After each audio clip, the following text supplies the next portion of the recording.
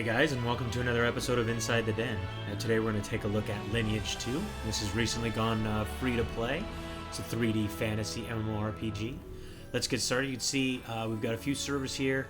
Actually, this Shaylin server is brand new, but I actually started on this recommended one. As you can see, I've got one character. We're going to go through some of that stuff and check things out. So let's take a look at the character I have.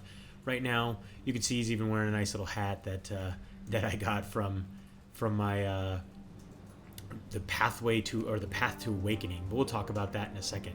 Let's go through the character creation process so you guys can see what that's all about. Those of you that don't know the game or haven't seen it before, or kind of curious about the character. Next, about select your character's race free-to-play and class. aspect. So as you Then can see, select your character's even gender the character creation and appearance. process has a little bit of narration. After you have made all of your selections, blah blah blah click blah. the character creation button on the right side of the Let screen. him finish what he's saying. So we can take it, we can real easily circle everything around. As you can see, I mean, the character models look great. We can zoom in so we can see them a little bit more up close. This is the Kamel. And then you also have humans. Let's go through each of these. You've got your standard elves. Let's bring each of these up. Then you got the dark elf. You've got orcs, dwarves, and then right back where we started, which that does not look like a dwarf. I am sorry to say it. It looks like a miniature. I don't even know what to call it. It pretty much looks like a lolly, but we're going to leave that alone. But either way, you know what? I'm going to choose a dark elf. Now, when you go through and once you choose your character, let's zoom in so you guys can see some of the good stuff here. Once you choose your race, and you can move it around. Once you choose your race, then you have two options. So you've got fighter or mystic. And that seems really cryptic, but we're going to go back and forth. I'm going to start with the fighter. You can go over here and you can see some of the race characteristics that you have. You can see some of the awakened characteristics that you have. And then you've got fighter basic stats. And then you can see your class path. So what this essentially does is once you reach level 18, and then actually once you reach 20, you're able to choose your first path. And then you can see these are all your different, basically your job changes. So as a dark knight or as a dark elf, I can essentially kind of follow this one of these two fighter types, or I can go kind of the assassin and follow one of these paths, which includes kind of your ranger, archer type, and things of that nature. You can also go to the mystic side of things, and you can see here, let's kind of turn her around a little bit. There we go. You can also see the class path, and you can see you follow either the dark wizard or more along the lines of this oracle, elder, saint, and then of course healer. So this is either your healer path, or you follow the wizard path, and then you've kind of got two paths you could follow there, which one is kind of a summoner or a pet bearer, and then one is more of your DPS wizard. But we're actually going to follow that line. We're going to follow the mystic path. Then you don't have a ton of options when it comes to face. You basically have three options here. Not a ton, but there we go. And then you got a few different hairstyles. Let's pick one that works out well for us. I think that one kind of works pretty well. There we go. Go with the long hair. And then you can choose a few different colors. And you can take, and it's kind of funny that I have to actually put the cursor right on her boobs to be able to move her around. But either way, you can see you've kind of got this dark color. You've got kind of this one with these tips, a light color, and then kind of a, I don't even know, kind of just a tainted light color. So basically, we're going to go ahead and go with that. Use our usual name. I still owe you guys that video that talks about why I use that name. We'll get to that soon. Let's go ahead and create. Would you like the setting? Yep, blah, blah, blah. Let's go ahead and confirm. And there we go, our character's created. So there, we lost all the equipment that we just saw that she had on, but we are actually not going to use her. And I'm going to tell you why. Because at the beginning, the tutorial, you spent a lot of time just running from point A to point B. So I more want to show you, actually, you know what, I'm going to use her a little bit, and I might switch back and forth and use him to show you guys a little bit of stuff. Maybe I can run through this stuff really quick. But let's go ahead and start, use her. We're going to get a little cutscene that we're going to actually escape out of. You guys can watch that on your own. But one thing I can tell you is since the game went free to play, there have been an abundance of players. You'll see once we log in, there are players everywhere. Now, usually it's not too much of a problem, and I haven't had any issues with lag. Now, I haven't tried anything with Fraps running, so we're going to see how this works out with Fraps running. But either way, the one issue that I do have with the movement is it's all point and click. There's no keyboard movement. Now, like I said, that normally isn't a problem. Like, I don't have a problem playing games like Diablo or League of Legends or anything else that basically is point and click. There we go. There's our cutscene, so we're going to get out of that. You can watch that whenever you want. Let's stop this matching party thing. But the issue is you could see there's just a huge abundance of players, but when you get around these NPCs that you need to talk to, sometimes to get close enough, there's so many players around them that you can't click on the ground around them to actually get close enough, or you have a really, really hard time actually picking them out of the crowd to be able to actually select them. So that's one issue that I've found. Not a huge deal. It's just a matter of you have to be a little bit patient when you're moving around. Click the link located at the bottom of the window. So there we go. We're going to do that. First, you will learn he's going to have us move around. So there we go. We left click on the bottom, move around, and then he wants us to be able to move our mouse to the spot you want to move to be able to see our left click to see around. Give it a try. Good job. There we go. To Let's exit the return to the tutorial. default We point get of it. view, All right. Yep. POV, We'll exit.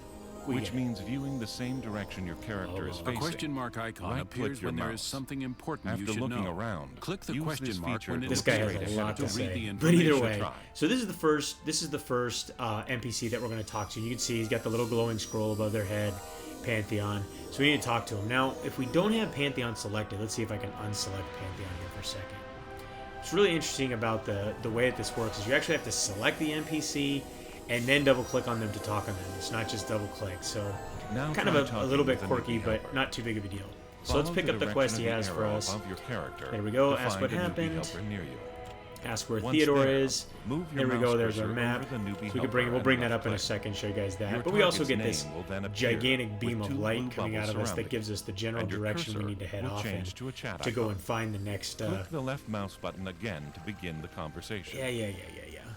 To move off in this direction, we follow just basically this beam of light, and that's going to lead us to our next NPC in the path of the quest. So we're cruising along. We're gonna head out here. We're gonna get a little cutscene here. You guys are gonna be able to see kind of a bird's eye view of the little village. Or it's not really a village; it's pretty much a city. I mean, this giant building inside the mountain pretty much constitutes this as being a city. But you can see we're getting a little bit of jumpy graphics here. I didn't get that when I was just playing it, so it's pretty much because of Fraps. I also have the graphics turned up pretty high because my machine should be able to handle it. So we got kind of a great little crotch shot there as we were cruising through. So, but as we get out here, we're going to see once again just loads and loads of players. I'm gonna try and run through this tutorial part as fast as possible. The nice thing about point and click is I can just click off way in the distance and my character will run there. Now I have had some pathing issues where basically I'll click off in the distance and I'll get stuck behind, either buildings or parts of buildings or stuff like that. But nothing that you can't just, click over here, move your character that way, and then click back in this direction to kind of clear that little thing which is getting in the way. So all right, let's hit quest, continue. We're gonna actually head off in a different direction, but it's pretty easy because even though we busted through these quests and we didn't read them, we're gonna get our little beam of light here shortly. It's gonna tell us which way to go. There we go. Now, one thing that I can tell you is if you do not read the quest description when it's being presented to you and you get lost, it gets very difficult to go back and really find the text that will lead you in the right direction. Now, luckily, if you select and you make the quest active, or basically your primary quest that you're working on, usually this little beam of light will show up again and head you off in the right direction. But it doesn't always do that. So it can get a little bit confusing. So you're just going to have to pay attention. You can't just blindly just bang through these quests. Now I'm able to do it because I've actually run through this a couple times, so it's not as bad. But there's a lot of effort put in. The translations are good, stuff like that. So it's really worth it to read all of these things and all these quest dialogues. They're really helpful, and they really do give you a good understanding of where you need to go and how to progress through the game. Now, one thing that you're going to have to pay attention to is they do have the typical, it's mostly Asian games that do this, that they have, they don't have the standard keyboard keys for opening different interface options. So if I take and I start, let's say I hit S to open skills, or K for skills, or N for talents, or M for map, or P for whatever, and C for character, blah, blah, blah. You can see down here in the bottom left that all those are going right into the chat bar. So it's pretty funny because pretty often actually you'll see a bunch of random stuff somebody's shooting out in the text box because literally they've taken and pressed all of those different keys or they've hit 1, 2, 3, 4, 5 or whatever a bunch of times, and then they just hit enter. So what you have to do is you have to hit Alt and then the different keyboard keys. It's not too much of a big deal, and you can also go into the options and kind of change some of those around a little bit, so they're a little bit more to your liking, but something to be wary of when you do start the game. So here we go. We're going to get in our first combat situation. It's kind of funny. We've kind of got all the different race sizes here. So let's go ahead and target this. And actually, let's see how far away we can be. You know what? That's no fun. I'm stuck inside that orc firing away with this. What is this thing? A wind strike. So here we go. Let's fire this wind strike at this scarecrow. Not a training dummy or anything like that. They had to be the training scarecrow. So there we go. And it's pretty cool because once I've taken and I've targeted it, and I go ahead and hit F2 to fire off my wind strike, even if I don't kill it, I'll keep firing my wind strike until it does go down. Now, unfortunately, that guy's kind of getting in my way. So, but either way, let's go back. We did what we needed to do. Turn in this quest. Now, right now, you may see I'm not getting any type of tracking as far as my quests are concerned, and that's all right because I can take and I can hit. I believe it's Alt U. There we go. Yeah, Alt and U will bring up our quest. We can see here's all the different things we need to do. And it's going to lead me off. As you can see, it's got this beam heading me off in the right direction. And you have different quests. You've got single, you've got repeatable, you've got epic, you've got transfer, you've got special.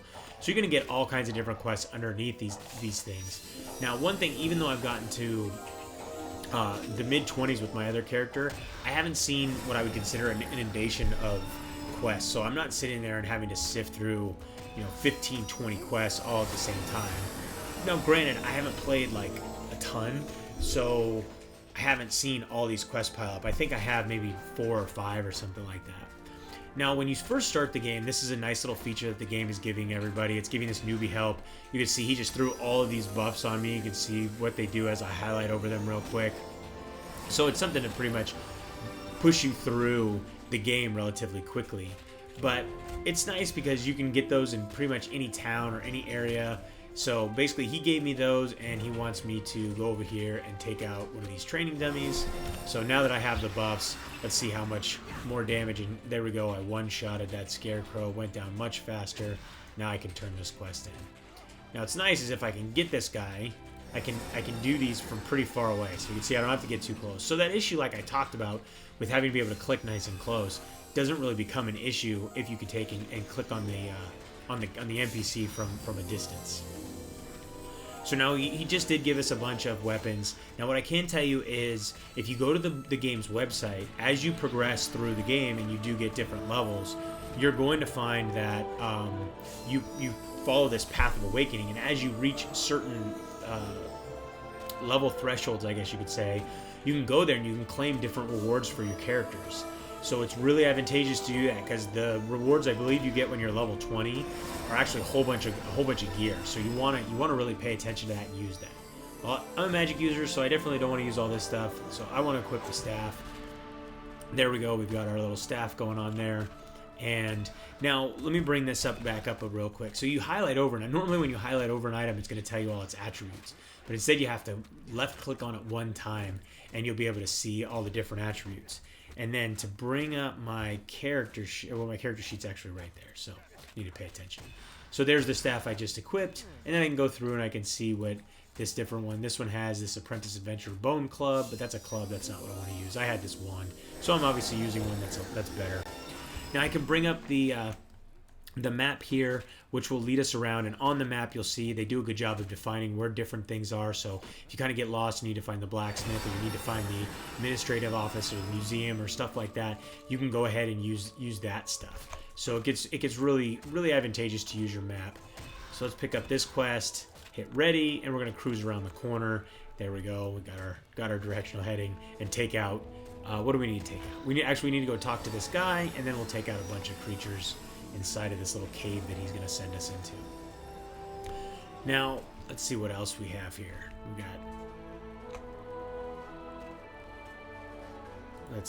We've got Alt-I, Alt-B brings up the community, all your different community things. So your favorites, the website, region, clan, memo, mail, all that stuff is B. Now, I can tell you the commands are really kind of odd. So I'm going to go down here. So character status is Alt-T, so we can bring that up. And there's our actual character sheet. The other one was pretty much just our equipment sheet. Then you've got your backpack, which is Tab or Alt V. Tab comes in really handy. You're going to use that a lot. Actions is C. This is all, your different emotes and different actions and stuff like that. So you can play around with those things. We also have our skills, which is Alt K. Now, right now you're going to have both active and passive skills. And obviously the passive are pretty much just that. They're active all the time. Then the active are going to be more your spell casting. This one, your self-heal, stuff like that. Then I can go in here and you can see I've got a bunch of different skills that I can eventually learn. And you can see they show the level that you're going to learn that at. So let's get down here. We're already level 3. If I wasn't going through and explaining to you guys all this different stuff, I would already be pretty close to level 10. So it really does not take long to blow through a lot of these levels. So Quest Alt U, which I showed you. Clan is Alt N. So don't have a clan, but all that stuff goes in here. And you can see you do have castle sieges and huge PvP war and stuff like that. So I mean, it really gets, once you get up into the upper levels, it really gets pretty crazy when all that stuff comes into play. So you can see some of the other stuff that I was highlighting there. My teleport, so you can see all the different places that you can teleport back and forth to. You get items and you'll be able to kind of like town teleport, so to say, and jump around like that. So we need to take out these crawlers. So the nice thing is using a magic user, we can take them out from afar. It looks like we're going to one-shot all of these. Now, with Tab being the key to bring up your items, it's not the key to bring up the closest monster that you're going to take out.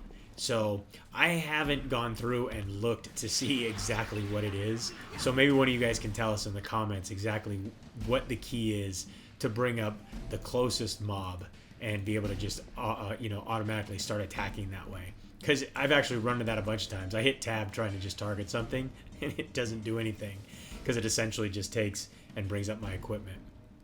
So we have this new thing that they just showed us, Soul Shot and Spirit Shots. So we can bring that up. Let's bring up our equipment. There it is. So Spirit Shot, power high level spears bestowed upon weapon causing its magic attack to momentarily increase. So we right click that and all this stuff, close it out. Let's go ahead and pick up the quest.